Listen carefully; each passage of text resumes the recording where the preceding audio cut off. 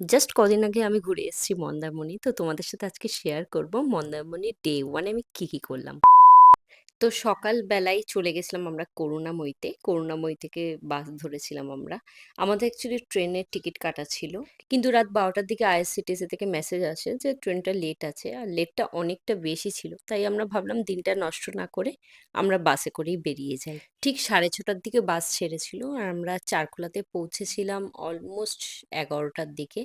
তারপর সেখান থেকে একটা অটো করে পৌঁছে গেছিলাম আমাদের প্রাইম বিচ রিসর্টে। আসার সাথে সাথেই একটা ওয়েলকাম ড্রিঙ্ক ছিল আর এইটা ছিল আমাদের রুম ট্যুর। আমি এই দিনের রিসর্টটার জন্য ভীষণ এক্সাইটেড ছিলাম কারণ আগে থেকেই দেখে বুক করে এসছিলাম। বাট এসে দেখলাম এক্সপেকটেশনের থেকেও অনেক বেশি পরিষ্কার, ক্লিন, সব দিক দিয়ে পারফেক্ট ছিল একদম রিসর্টটা। তখন অলমোস্ট 12:30 বেজে গেছিল। তো রেডি হয়ে গেছিলাম পুলে যাব বলে। মেইন অ্যাট্রাকশন ছিল রিসর্টটার এই পুল এরিয়াটা। এখানে বাচ্চাদের জন্যও আলাদা করে অ্যাক্টিভিটিস ছিল প্লাস বড়দেরও ছিল।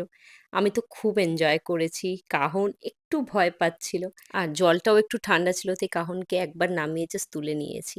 তারপর কাহন তার ঠাম্মির সাথে রুমে চলে যায়। দেন আমি আর কৌশিক মিলে অনেকক্ষণ সুইমিং করেছি। দুজনে মিলে কোয়ালিটি টাইম স্পেন্ড করেছি।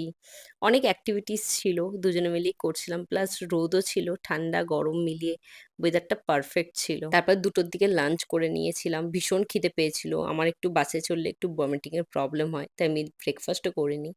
দেন একটু রেস্ট নিয়ে বিকেলবেলা খেয়ে নিয়েছিলাম চা অ্যান্ড দেন বেরিয়ে গেছিলাম ৩ জনে মিলে আবার আশেপাশে ঘুরতে।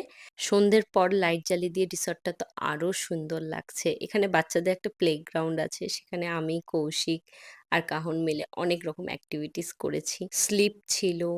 তাছাড়া আরো অনেক রকম অ্যাক্টিভিটিস ছিল। আমরা সবটা এক্সপ্লোর করেছি। কাহনকে নিয়ে খেলেছি। বাচ্চাদের সাথে আসার জন্য এই জায়গাটা একদমই পারফেক্ট। আর সন্ধ্যের পর তো এই পুলের জায়গাটা আরো বেশি সুন্দর লাগছে। তো শীতকালে তো নামার কোনো অপশনই নেই। তারপর রিসর্ট থেকেই চলে গেছিলাম একটু বিচে। বাট সন্ধ্যাবেলার পর ১টা থেকে ২টো দোকান খোলা ছিল। আর খাবার বলতে চা ছাড়া কিছু পাওয়া যাচ্ছিল না। তাই খাওয়া হয়নি। তো একটা ফুচকা খাওয়ার ইচ্ছা ছিল কিন্তু ফুচকাওয়ালারা ক্যাশ ছাড়া কিছু নেবে না। ফিরে এসে দেখি একটা টয় ট্রেন রয়েছে রিসর্টে। তারা পুরো রিসর্টটাকে ঘুরে দেখায়। তো সেই রাইডটা আমরাই করেছিলাম। এত ভালো লাগছিল। এই দিনে আমি কি খেয়েছি তার একটা আলাদা করে শর্টস আমি বানাবো। তাই জন্য আমি টোটালি সবটা দেখাচ্ছি না। তারপর বেশ অনেক রাতে আমি আর কৌশিক এসেছিলাম বিচের ধারে। দুজনে মিলে একটুখানি কোয়ালিটি টাইম স্পেন্ড করছিলাম।